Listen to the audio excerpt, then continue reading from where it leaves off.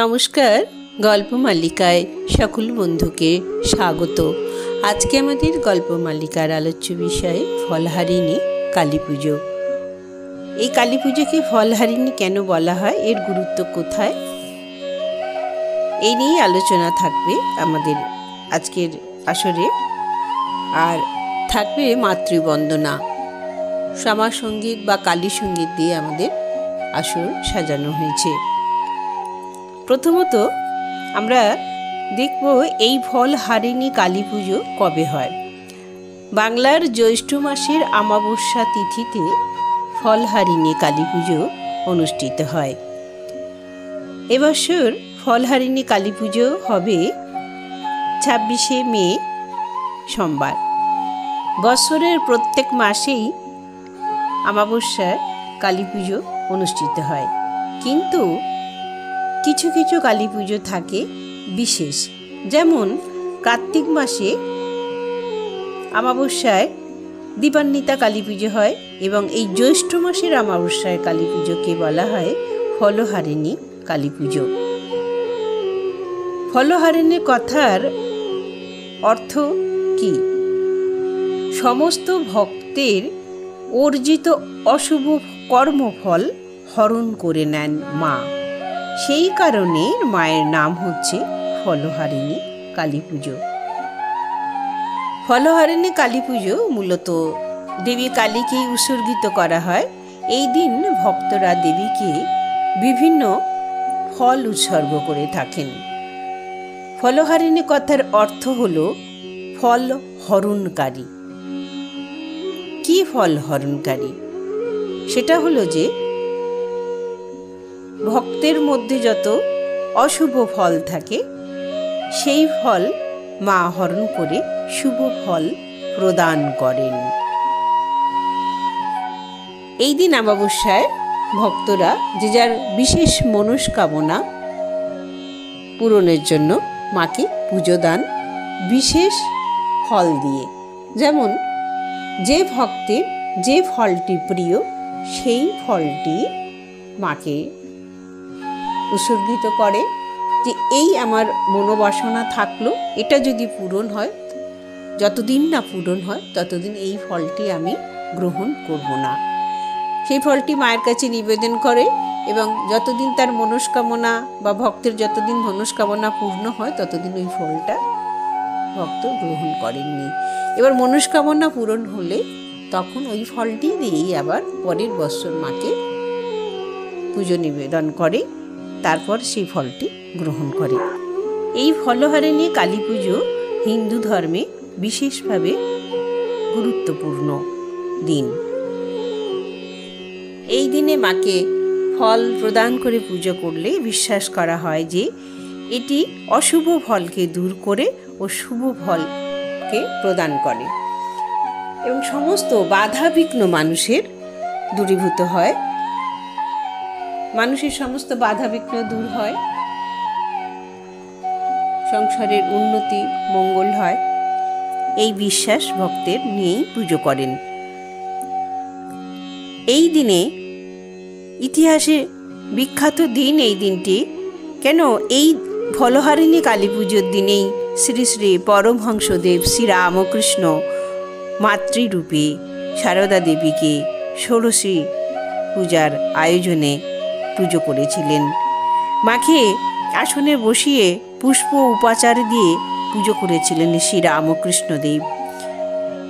শ্রীরামকৃষ্ণদেব এই পুজোর মাধ্যমে গোটা বিশ্বকে একটি বার্তা দিয়েছিলেন যে নারী শুধু ভোগ্য বস্তু নয়, নারীর মধ্যে যে দেবীত্ব প্রবৃত্ত ভাব মাতৃত্ব রয়েছে তারই প্রকাশ ঘটিয়েছিলেন ঠাকুর শ্রীরামকৃষ্ণদেব শ্রী শ্রী সারদা মাকে পুজো করে। গোটা পৃথিবীর ইতিহাসে এ এক বিরল ঘটনা। নারী জাতির সম্মান, নারী জাতিকে মাতৃত্ব রূপে জ্ঞান করে পুজো করা, এটি ফলহারিণী কালী পুজোর একটি বিশেষ অঙ্গ আমাদের বাঙালির কাছে। শ্রীরামকৃষ্ণ মঠ ও মিশনে এই দিনে সারদা মাকে মা কালী রূপে এখনো পুজো করা হয়।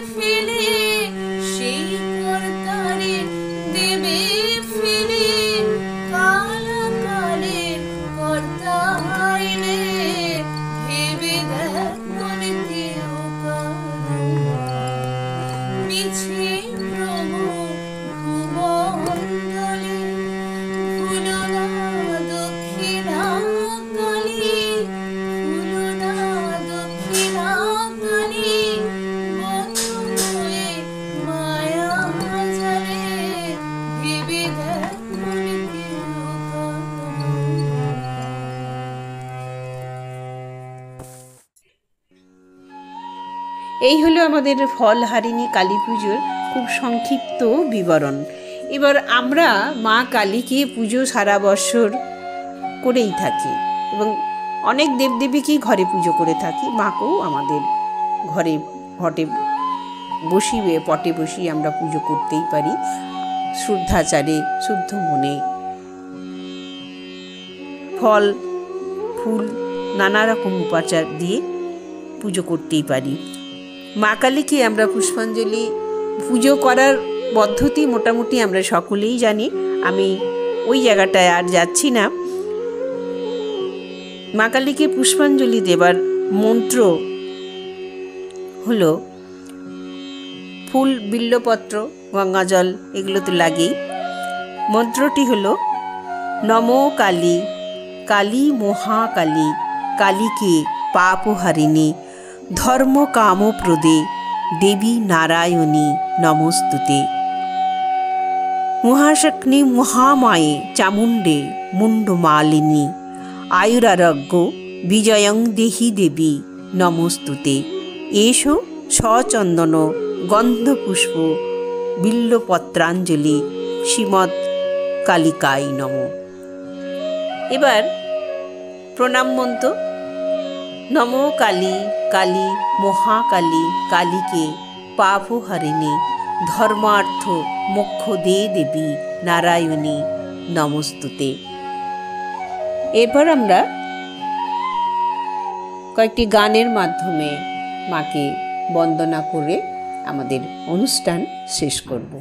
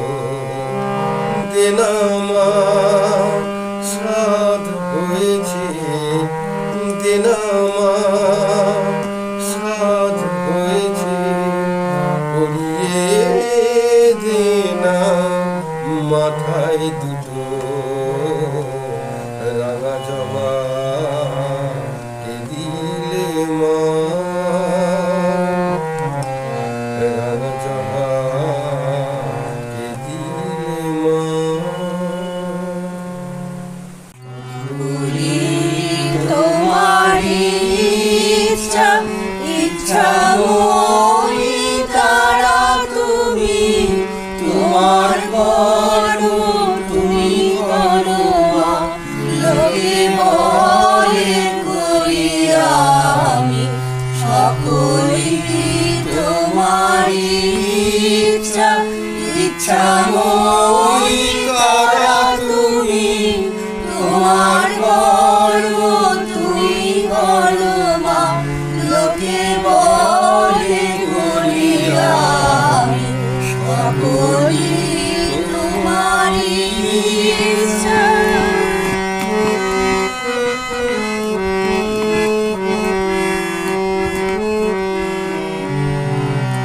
পঙ্কিবদ্ধ করো করি পঙ্গুরে লঙ্ঘাগিরি, পঙ্কিবদ্ধ করো করি পঙ্গুরে লঙ্ঘাগিরি, কারে গাওয়া ব্রহ্মপদ, কারে করো অধগামী, কারে গাওয়া ব্রহ্মপদ, কারে করো অধগামী, সকলই তোমারই ইচ্ছা। ইচ্ছাময়ী তারা তুমি, তোমার কর্ম তুমি করো মা, লোকে বলে করি আমি, সকলই তোমারই ইচ্ছা।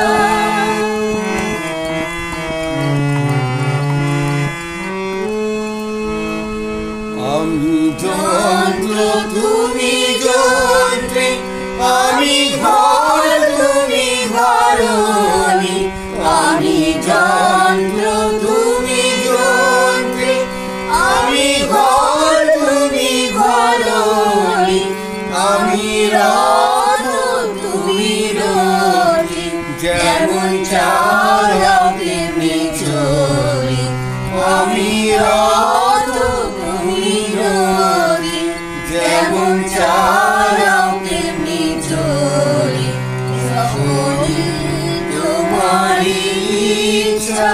ইচ্ছাময়ী তারা তুমি, তোমার কর্ম তুমি করো মা, লোকে বলে করি আমি, সকলই তোমারই